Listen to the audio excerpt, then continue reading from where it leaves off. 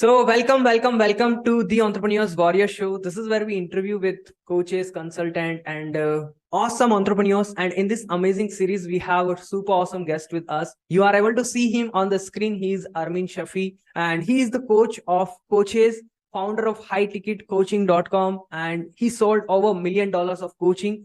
So without further ado, we have already Armin on the stage. So hi, Armin.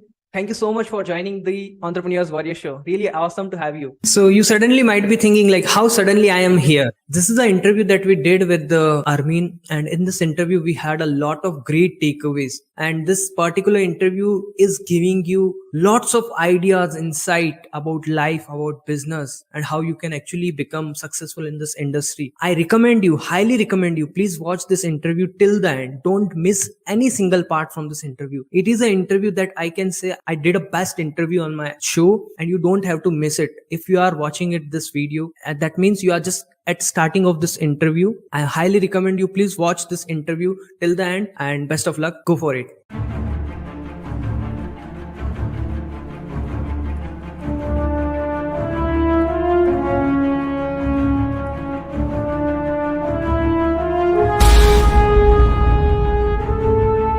It's an honor to be here. Thanks for having me. Yes. So, Armin, you are a coach of coaches. So how does this journey begin? Like, what inspired you to become a coach, and what is the backstory of yours? Because your story is really inspiring me. I read your story at the age of 17, but I want to listen from you. Yeah, I think when you get into the business of wanting to help people, it always starts with you naturally gravitate towards wanting to help. And so I remember when I was like a kid in high school, and I used to give advice to my friends just like with how to handle, pressured situations or solve problems in their life, or even how to talk to a girl if they're nervous. But I was always so interested in helping people, and I was good at it. I would sit down and be like, I want to help this person with how to figure this out. And it started really early on. And because I used to love solving problems for myself, for my family, for my friends. And then eventually I didn't know it was possible to build a business around this. I saw Tony Robbins one day when I was 20 years old, and I saw him solving all these problems for people and then paying so much money. And I'm like, look at his life. It's perfect. He has all his money. He has all his attention. He has all this love in his life. He's fulfilled. He's, having so much excitement and fun. I'm like, I want to live this kind of life. And so it kind of starts by being inspired, being inspired by what's possible for you. And the only belief I had to have sitting in that room was, if he can do it, I can do it. And so that's kind of how it starts. I mean, this whole game of life with wanting to do something with your life starts by being inspired by other people. That's why we are like lights to other people in the world. And that is something really a biggest moment of your life, that where you decided like, yes, I want to do something. If I can also. And that's where you follow this journey, right? Awesome. I mean, you also have this framework called viral marketing. And this one framework itself help you to attract a lot of quality leads and a lot of closing sales. And also, can you please share this format of how someone can replicate this same system format, or how exactly it is looking like? Can you please share with us? So the way I found out about viral marketing was first, I was selling a lot of people into the program, and I'm like, how can I really help these people? And when it came to marketing, like, I'm not a marketer. Like, I'll be honest, I'm not a marketer. I'm not really even a businessman. Like, I see myself as like, even in sales, I'm not a sales guy. I just see myself as a teacher. I'm really good at teaching. I like teaching, and I like to figure things out. And I'm good at articulating the things I figure out to people who have a hard time articulating it to themselves. So when it came to the idea of marketing, I'm like, all right, well, we got to understand marketing so I can teach this. I just realized something. I realized, okay, in the organic world, Facebook and Instagram, I'm like, what naturally, obviously marketing is just getting attention. That's really all it is, getting attention and interest in what you have to sell. I thought, like, what's the most attention grabbing things out there? And it's not what you think. It's not the whole like, oh, I'll give you this thing for this time, or like, look at this. It's not like the clickbaity stuff. I remember one day I was just scrolling on Facebook, and I saw this post of my friend from like middle school. Like, I haven't seen her in a long time. And it just said she just got engaged. And there was like 600-700 likes on that post, and hundreds of comments, people just saying, hey, congratulations. And I remember seeing that, and I'm like, I haven't seen her in such a long time. And then I'm seeing in the comments all these other people that I haven't heard about from a long time. I'm like, how come this post went viral? And that caught my attention. I'm like, it's so interesting. Like 700 likes on a post that she got engaged. I'm like, interesting.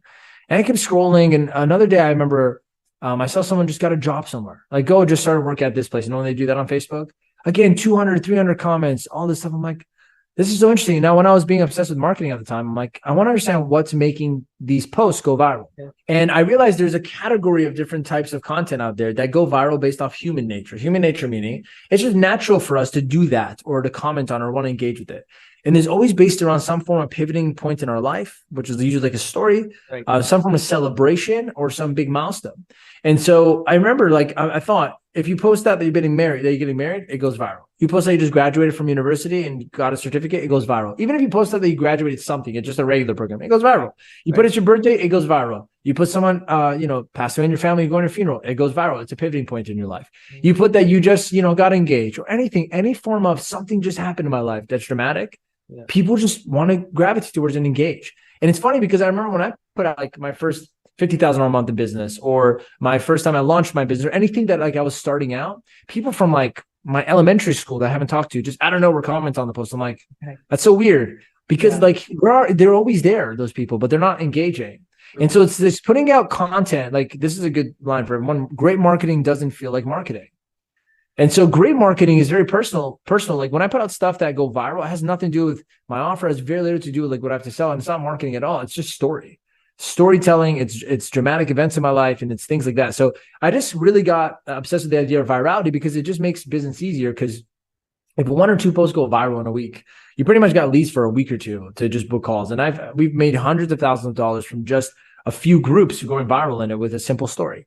And so the better we got at story marketing and storytelling and highlighting moments in our life or in our clients' lives, the more and more we start to see success. And so it's really just that virality is about hitting that formula of like human nature, like naturally what a person wants to respond to, and just doubling down on that, leveraging that to get attention for your offer, instead of trying to be a marketer or a copywriter, all this stuff, and trying to like convince people to want to care. We just go into the same flow of what everyone's already caring about, which is what's happening in people's life. It's funny because like organic marketing is social media marketing.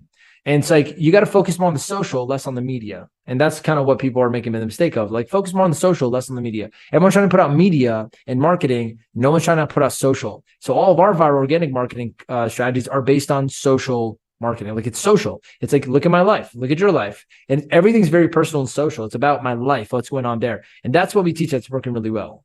That's really awesome. And this is something when you are mentioning like any stuff from your life, any personal thing from your life. And I personally see some viral content from my own profile itself. Like when we have a co-founder of Mind Valley, I announce it on my profile, like we have Christina Mendlakiani on my show. So I see lots of comment, like many people are, I didn't saw them, as you mentioned, like your childhood friends or your school friends. Same with me, like the people who didn't engage with me from a long time are also commenting on my content. So that's really powerful things. And you mentioned like storytelling is also something really help us to get some virality or getting some more attention. So are you following any step-by-step framework to write any kind of stories for your content, or you are just randomly writing it?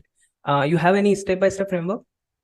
Yeah. So like when you start doing it as long as me, I kind of just know what makes a good story. So I just write it the way I would like to read it. Mm-hmm. For a thinking strategy, just sit down and go, if I read this, would I want to read this? And if it's like, if you wouldn't want to read it, why do you expect other people to want to read it?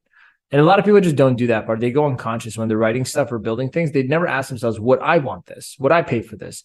Would I want to read this? And it's like, if you wouldn't, why would anyone else? So you just have a level of consciousness you need. Like you have to be conscious as you're doing it. So you know, is this good? Like, do I think it's good? And I think most people just don't do that. In terms of framework, I keep it really simple. You just, it's like, I taught this to my 2 and Elite challenge in my Facebook group. It was like a month ago. It's just a 5 or 6 step framework. It's like, you always want to set the setting so that they just feel relatable to the character and like you, and where were you? Like, when was it? When, what was it? All that stuff, just a simple thing so that they can see the scene. Then from there, you just explain what you wanted, like the goal. From the goal, you go on to what the plan was. From the plan being executed, you go into the problems you faced from that plan.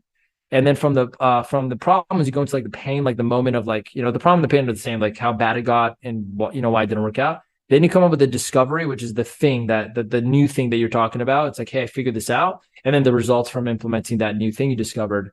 And that's pretty much it. Like, that's what a really good, it's a very simple framework of usually everything you write or everything you say should follow that kind of framework. There's obviously more elaborate ones, like, there's Story Selling is a great book, and, the hero's journey. Like, there's a lot of more in-depth stuff, but overall, those 5 or 6 steps that I just said is pretty much, if you just get good at doing that really well, that's like 80% of the way, That's awesome. Yes.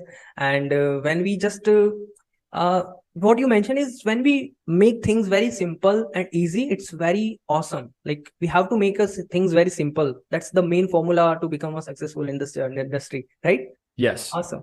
If it's So, not simple, it doesn't make you want to do it. And it doesn't matter how good it is or advanced it is. If you don't do it, it's crap. Even if I have the cure to cancer, but it's too complicated to, use it to cure my cancer, I probably will sit there and just die of cancer because it's so complicated to actually implement the solution. So complication is really the enemy. It's not not knowing what to do. It's not doing what you know. And usually what you know is simpler things that you just won't do. That's really a golden nugget we have just now.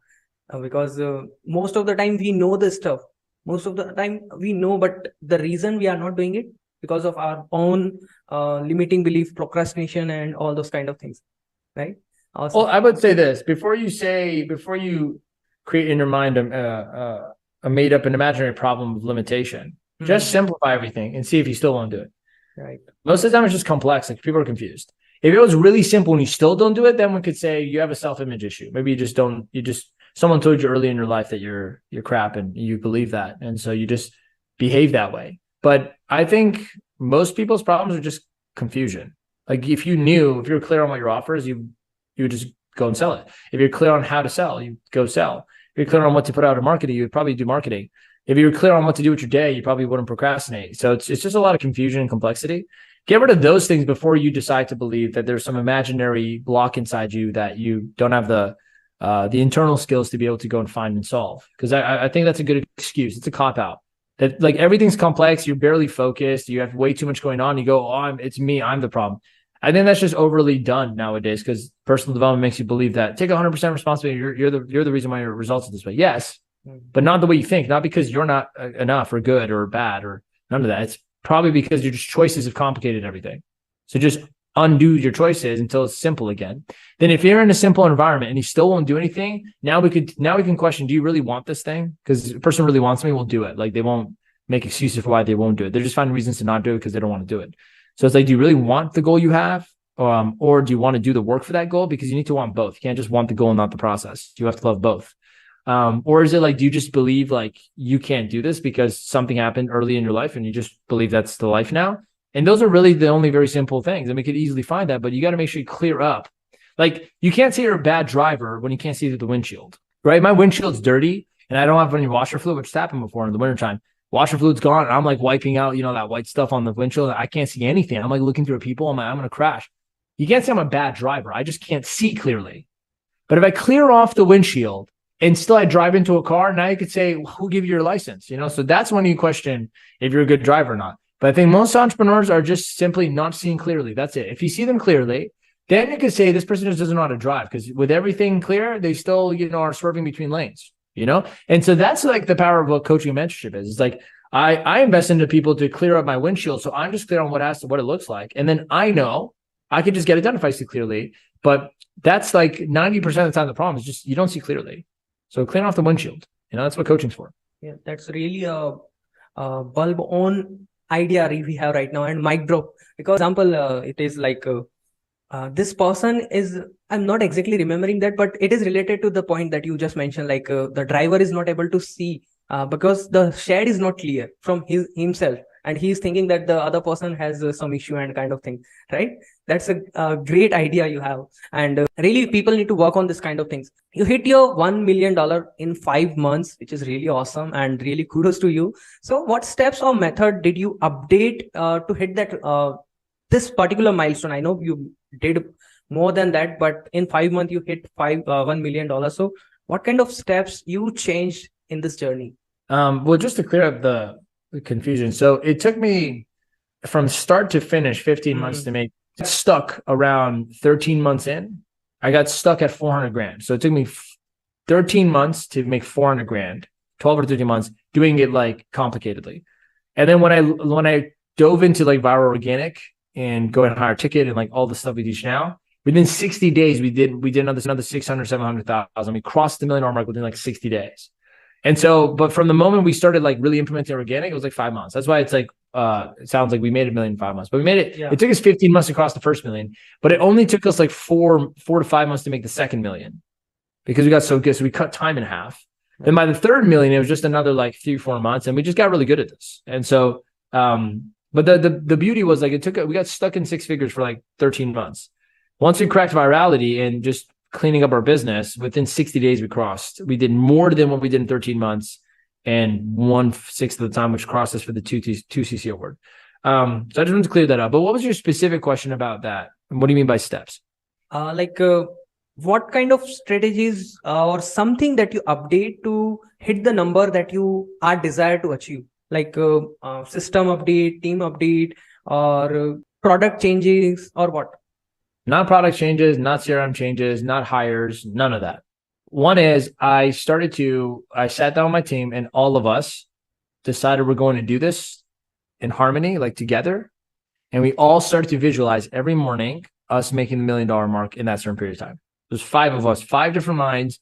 Every morning we're spending 20, 30 minutes just meditating, visualizing the idea of our companies crossing this and winning that award. That is actually the way it was done, because everything past that doesn't matter. Because if you do that with your company, if you're watching this, your plan on how you hit that million or whatever you're trying to hit will be different than mine. But the denominator is if you can tune in all of the minds involved with this goal to one idea, one singular purpose, and use the power of the subconscious mind, then through you guys or through one of you, the idea for how you're going to hit it will come. And so you will hit it. It doesn't mean that the thinking is making you achieve it. The thinking brings you the plan on how to achieve it. And so for us, we sat down, we masterminded together, and we came up with one idea. And that idea actually wasn't the plan that got us the 600,000. It was the plan that came after, while we implemented our idea. The plan from infinite intelligence, your sixth sense, like the plan from outside of your own thoughts came. And one day it hit us. We're like, yo, we should do this. But that we would have never figured that out if we didn't take action on the current plan we came up with, which was a bad plan. And so in the middle of that, we figured that out, and we went on. We had like a $200,000 day, and then we finished off with like 600,000 in like just July alone. And so like it really changed everything for us. But I would say the actual change, the real change, was the spiritual thing, not a business thing. I know it sounds odd to people who are very logical minded, but just think for a moment. Your logic and your rationale doesn't really give you explosive, unreasonable growth. It gives you sustainability and maintenance over the growth. So you need to learn how to balance. If you're a logical thinker, a rational thinker, I always say this to a person, like, that's an awesome thing to have as like a partner, or if you are the person maintaining a business, because you need to be risk averse. You want to be strategic in your decision. You want to maximize effectively your resources. So that takes rational and logical thinking, like intelligence, like sit down and think about things. But creative energy is where really the magic happens. Creative energy is your ability to download like a crazy $1 million idea, or to be able to move and inspire people to go into action with you. Creative energy is where you have unrealistic results. Whereas logical energy is more like where you have the sustainability of growth. So in other words, if you're trying to explode your business, like you want to break things or break records, and you got to dive deeper into the spiritual part of business and into the mind. And you got to use creative energy and to really like emotionalize and sensitize the insides of you experiencing the business, because through that, you'll get the eureka moment. And those eureka moments simplify everything, makes your windshield super crystal clear. You go, I know what to do. And that just takes massive action. Logically, if you think about it, if I'm super clear, I take massive action, inevitably is going to give me better results than if I take logical, slower action. But then you need the logic. You need to come in after to go, how do we sustain this? And that's the part we missed. So even after making the million, we made another $1 million, but we started making less and less profit. We started to spend all our money. And my business actually had a very, very bad downfall 6 months after making my first $1 million. That was my first, my second, I would say, really big learning experience, losing everything I built. But it's because I didn't add any type of strategic thinking afterwards about how do we keep growing this. I just kept trying to exhaust my creative energy. And it got really exhausting. And now it's like the company is in perfect balance. Now my co-founder is straight logical, is running everything, sustaining. So it's a beautiful balance. And I come in every now and then with a shot of that creative energy, that inspiration. I'm like, here's what we should do. And it just works perfectly. And it's like 80% of it's not even in my hands anymore. My team does it. I just come in, I'm just coaching all day. Like I'm coaching every single day almost. Someone asked me, like, what's your day in the life for Armin? I'm like, literally, like I coach my team in the morning and I coach clients at night, in the evening, in the afternoon. That's it.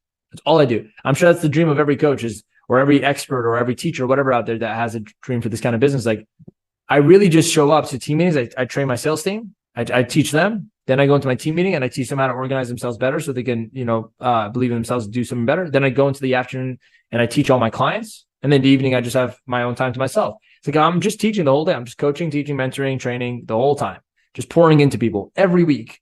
It's crazy. It's pretty crazy. I don't do any management anymore or anything like that, but you got to get to that point.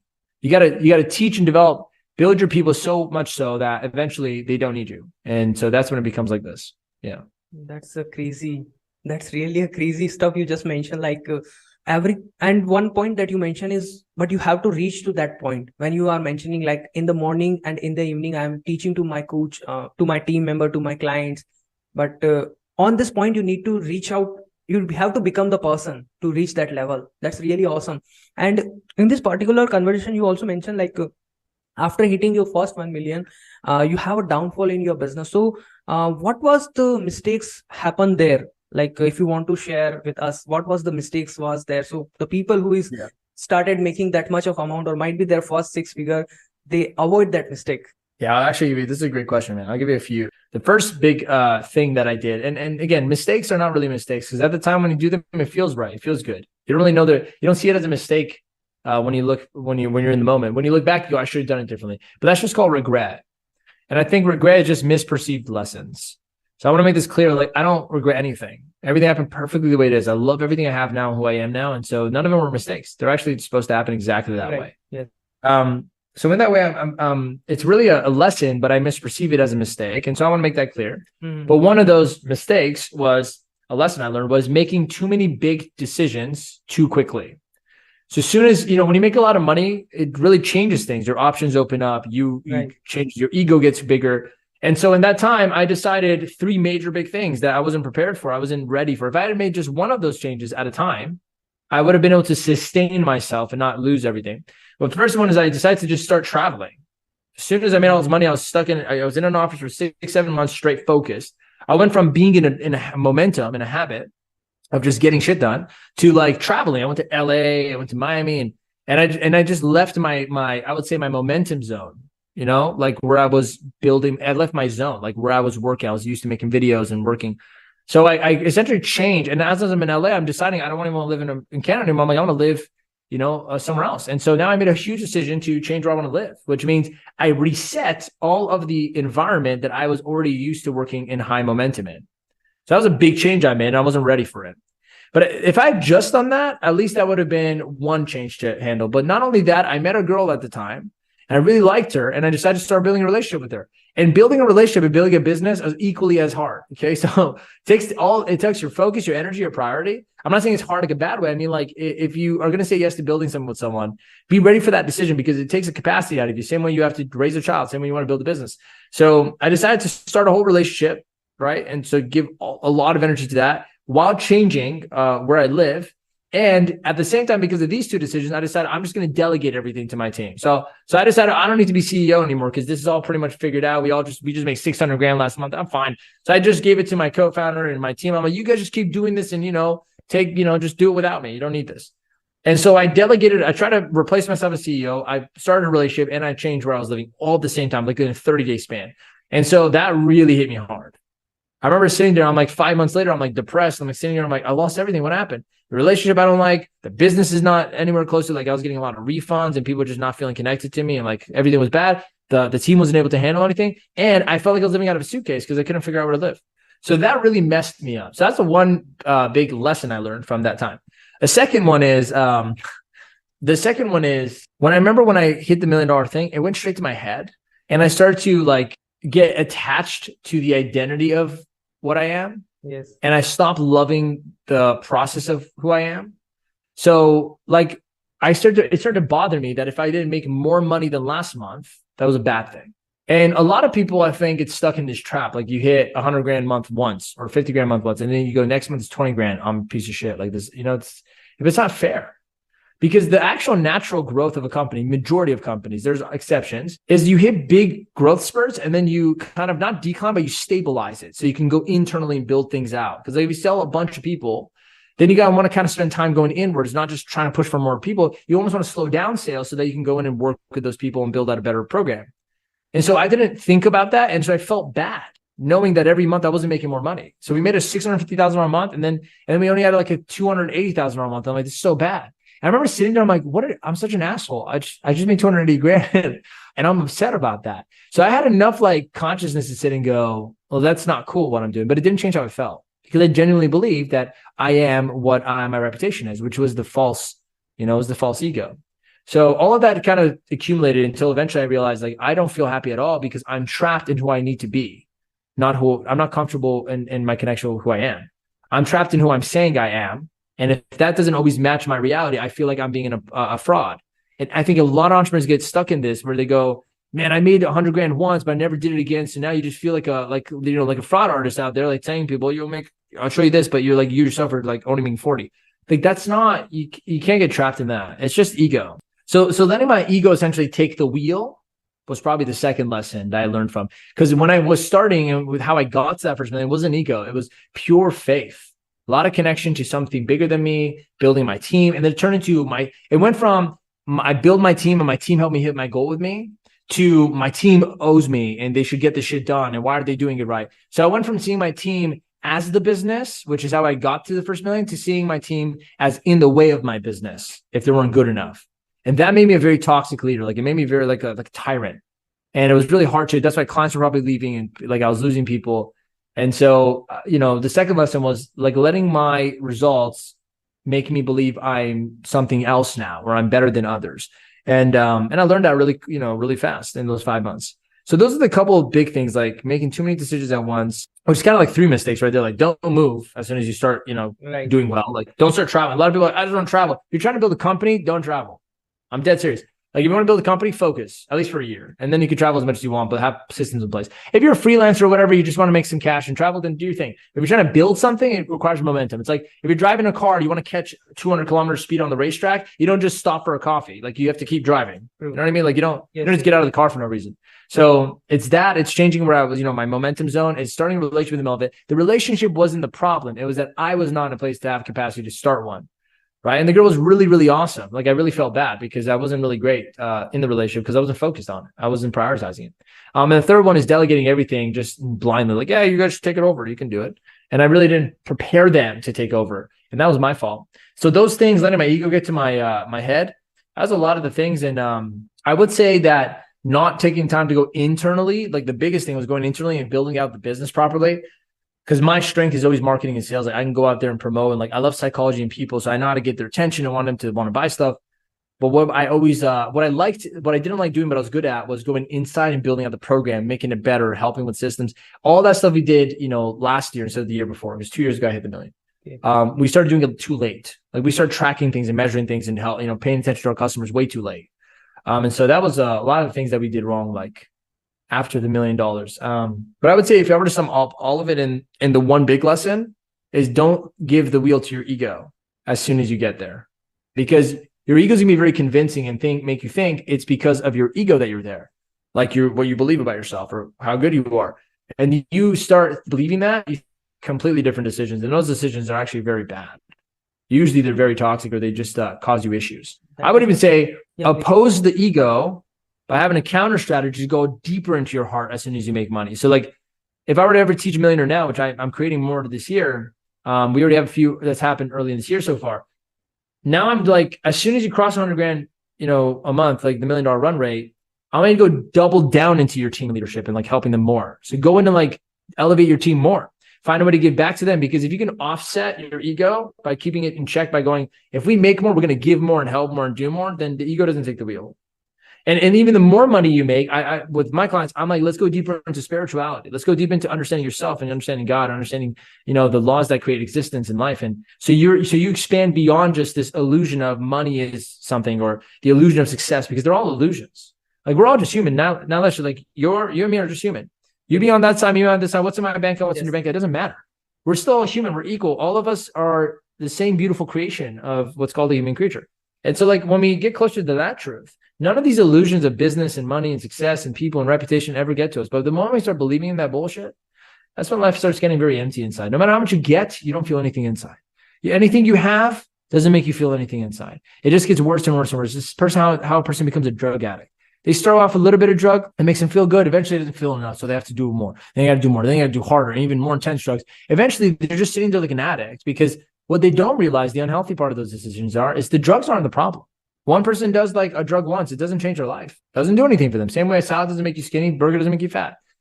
But the problem is that they've lost consciousness. They're so unconscious now. They're not realizing they're not happy inside.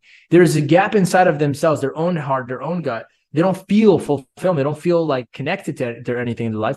And they're trying to stimulate artificially that feeling through stimulus, like, drugs and sex or alcohol or partying or, attention. People that are attention addicts, like, oh, I want to be in the spotlight all the time. Tell me I'm nice. Tell me I look good. They're just being addicted to trying to feel good about themselves, because that's not the problem. Isn't what they're doing. The problem is that they bought the illusion that they are what other things are make them feel like, and they're not. What you feel like is about your connection to yourself, not to the things you have. So it's like staying completely present and conscious. The more and more you gain in the illusion of life is the only way you offset the trap of life itself, or at least the Western world, like what success is. Success is a trap, man. Like, I'm going to be honest with everyone. Like, failure is an opportunity. Success is a trap. Failure and poverty. I grew up poor. I grew up in a struggling family in a terrible neighborhood. That was an opportunity. It gave me meaning for the things I love and things I wanted to learn. It gave me a purpose. I'm insecure, so I want to go learn to be confident. I don't have money, so I want to learn how to make money. It gave me opportunity. Poverty and failure taught me more than my success ever did. Poverty and failure, these things that everyone's trying to avoid and hate, I love them more than my success. I owe them more. If there were entities, like if there were like people, I would spend 90% of my time loving and thanking my poverties and my failures and the bad things that happened in my life, because there were opportunities for me to expand myself as a human being, to expand what my deliciousness of life, so I can learn more, but get more meaning, because there's a purpose to doing something, because I didn't like what was happening. But my successes were traps. First million was a trap. It made me forget everything I was. Like having a big milestone was a trap. Hiring big famous people to join my team was a trap. Any form of, oh, I'm making it, look at me, I'm better than others, it's just a trap. If there's anything you take away from this interview, it's that failure is an opportunity, but success is a trap. So treat success for what it is, a trap. In that way, be ready for it, and don't be fooled by it. I'd rather continuously fail, like as I grow, than to always be in a successful state, because that means you're dead. And it's just, you just bought this illusion that like you made it. You don't make anything. The idea of done does not exist. I was teaching this in my elite mastermind last week. The concept of finishing or done does not exist. The only thing that's done ever in life is death. That's done. Do you want to die? Are you in a rush to die? Because that's finishing. That's fit. But in our ever eternal beingness, like being alive, every part of our being wants to keep going, doesn't want to finish. And everyone's stressing themselves out because they're like, we're not done yet. We haven't hit that market. We haven't hit that income yet. We didn't finish the business. Like, who cares? The only fun is in the continuously building it and doing it. So why are you in a rush to finish? I'm not talking about finishing tasks on your project list or anything. That's a different story. I'm talking about the rush and the stress about making sure you reach a certain point. I don't care where I reach. I hope my journey never ends. If I like dancing to a song, man, I don't want the song to end. Are you in a rush for the end of the song? Is it a competition? Who gets to the end of the song faster? No. Yeah. You're dancing because you just enjoy dancing. Life should be this way. Business should be this way. That it's just a song I love dancing to. I just want to keep dancing. I'm not in a rush. In fact, slow down the song. Play it forever. This is how now all these failures have taught me to live. And I don't care about the success anymore. That's why I'm immune. I can't lose because I'm not playing a game anymore. And that's the biggest breakthrough I had. I was like, I can't lose because I don't care about winning anymore. If you know what I mean? Like, it's not that I'm not winning. I'm sure other people classify me as winning. Company grows, we're doing great. But I'm like, yeah, but I'm not playing the game of who's winning or losing. So how can I ever lose? But to be immune to losing, you also have to completely withdraw the need to win. And only when you withdraw the need to win in this game of who's better than whose dick's better than whose dick, and or bigger than, not whose dick is better, bigger, right? Who has more money, who has the bigger brand, who's better than, like, when you withdraw that bullshit, that illusion, you also become immune to losing, the fear of not being enough and insecurities, and then you just leave the game. And then you finally go, all right, I'm out of the game. And then you go, Armin, what's the point of doing business or having goals or having a life? Everyone's just like, if you're so detached, what's the point of having a life? Well, first of all, meet me here, and you will know inside your own self the truth of what's the point of life beyond this bullshit, these illusions. If you meet me here, if you can feel what I'm feeling, if you see what I've seen, you'll go, wow, life is much more than these illusions of winning and losing. But I'll tell you this in a logical way. So your intellect, I could tickle your intellect for you. Because see, what I'm about to say is the truth that you can only feel. You cannot understand. Even if you try to understand, if you don't feel it, it's just an idea for you. It doesn't affect you. The affection of what I'm about to say is going to be in the understanding inside, the feeling of it. Beyond the illusions of winning and losing in this game, knowing when you know all of it's an illusion, none of it's you, none of it matters, see, only then can you actually play without suffering. Because if I know it's a basketball game between me and my friends and we're just playing for fun, I'm going to try trick shots. right? I'm going to do weird passes and have a good time laughing that I failed at it, right? You're going to play like an idiot because you want to just practice and there's no pressure. And then that way, every now and then, don't you throw a trick shot that goes and you go, wow, that was a good shot, but you would never see. If I told you it's an not Olympic, it's a championship. Your whole life depends on this game. If you don't do this, you're a miserable loser. No one's going to like you. See, what happens is you'll be too paralyzed in fear to ever try that trick shot. You'll be too paralyzed in fear to ever take a leap of faith on yourself, ever go for that one jump, ever do that pass. So are you really playing? Are you really playing the sport if you're too afraid to do 80 to 90% of the creative side of you that wants to try things? In my opinion, if you go, but Armin, it's worth it because, if I win, I'm the biggest shit in the world. No problem. Go enjoy yourself. I mean, you'll reach the same points as I did. I'm just in a place where I really don't give a shit what the score is. I just want to play. And the more I want to play, the better I get because I'm just focused on playing the game to play the game, not to win. And a lot of people out there are like, no, I'm a winner. And here's the only person that watches this goes, what Armin's saying doesn't mean anything because the only person I'll say that is because they think I'm losing or they're winning more than me. So you go, well, obviously, if Armin isn't winning the number one, he's going to say that. That's like saying only broke people would say spirituality is more important than money. And so here's my wisdom back to you for all those idiotic responses because they are idiotic. You're just unconscious listening to me right now. If you're truly conscious sitting there right now, absolutely present with your own being, with your own sensations of life, you would know what I'm saying is the truth. Inside you in your soul, you know it's the truth. It's not because I've lost the game or losing the game. I've made enough money and more than enough to know it doesn't fucking matter. You go, Armin, but you only made 4 million, 4.5 million. Okay, if I make 40, you think it would change? If I make 400 million, you think my opinion would change? Will it matter? Here's the message I have for you. If you're watching this, here's my message. If you're trapped in this illusion of success and you've taken the taste out of life, the taste of life is the enjoying of doing life, not what you get from life. And here's my message to you. 1 million, 10 million, 100 million, 1 billion. Coffee still tastes the same in the morning. What a powerful thought. That's all you need to know. Yes. Coffee still tastes the same, Eilish. Yes. $1 million, $10 million, $100 million. Whether you're Andrew Tate and everyone loves you around the world and hates you, or you're nobody on the side of the street, coffee still tastes the same, doesn't it? That's all I have to say.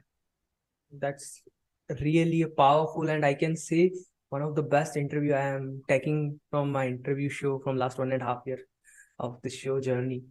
And really powerful thought that you just shared. Like, failure is really something that actually teaches us. Success is literally pull you down, and your own success. Sometimes you got a lot of egoistic person. Like, I have this, I have that, I have that. I have XYZ sexist of or what we can say, Mercedes, Jaguar, and whatsoever. And that's really. This is what happens when you escape the trap. Yes. I've left my convertible Jaguar sports car. My first one was very close to me, dear to my heart. I had a sentimental. I bought it from my mentor. Yeah. I've left it in Miami for the last 7 months, just sitting in my friend's driveway. I'm sure he's driving. I don't really care. I haven't checked up on it. I'm still paying for it. $1,000 every month for the payment of the car. Okay. Every month I'm still paying for it, and I'm paying for insurance too. It's just sitting in Miami for the last 7 months. Now, even only yesterday I messaged him, hey man, is my car still there? Because I think my brother wants to ship it back to Canada so he can drive it. My sports car is being shipped around, playing hot potato between friends and family. This is how relaxed, calm, and peaceful you become when you have abundance, when you're completely detached from the game.